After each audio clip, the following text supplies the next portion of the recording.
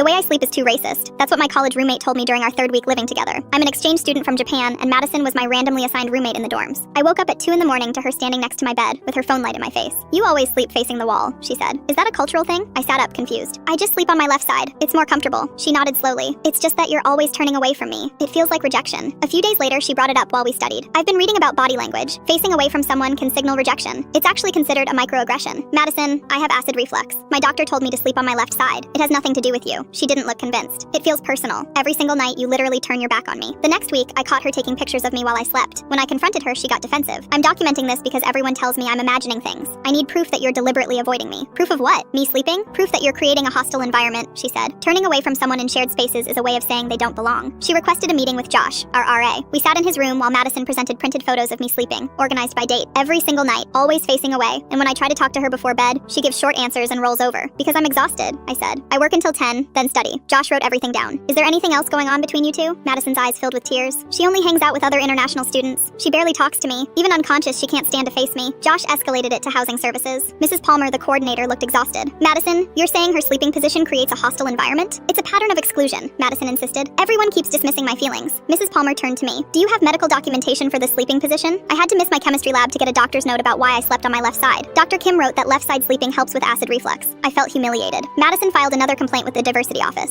Suddenly, I was in formal meetings, explaining my sleeping habits to administrators who looked embarrassed but had to follow protocol. Madison cried during a floor meeting. I've tried everything to make this work, but some people don't want to coexist with others who are different from them. A few people shot me uncomfortable looks. I couldn't sleep anymore, not because of my position, but because I was terrified of what she'd accuse me of next. I started documenting everything. Screenshots of her posts, notes about our interactions, timestamps of confrontations. One night, after she accused me of sighing aggressively, I broke down in Josh's room. I'm being accused of racism because of how my body naturally rests when I'm unconscious. Josh looked genuinely sorry. I believe you, but she's filed complaints through multiple channels. Has she complained about other roommates? I asked. He hesitated. I'm not supposed to discuss that. His hesitation told me everything. I requested Madison's housing history under the student transparency policy. It took a week, but they gave me a redacted copy. 3 previous roommates, 3 transfers, all women of color. One complaint mentioned her Korean roommate cooking smelly food. Another mentioned her black roommate talking too loud in her native language. The third mentioned her Latina roommate becoming hostile when asked to discuss privilege. I brought everything to Mrs. Palmer. Does this look like I'm the problem, or does this look like a pattern? Mrs. Palmer read through it silently, then picked up her phone. This is Palmer. I need the full complaint file for Madison Hendricks. All of it. She glanced at me. Wait outside. I sat in the hallway for 90 minutes. When she called me back, her expression had changed. We're relocating Madison immediately. There will be an investigation into whether her complaints constitute harassment. 2 weeks later, the decision came through. Madison was moved to a different building and required to complete mediation training. The university sent me a formal letter acknowledging I'd been subjected to unfounded accusations. They offered me Madison's single room since the situation had created documented stress. Madison posted on social media about being punished for standing up against racism. Her first roommate saw it and commented her experience, then the second, then the third. The pattern became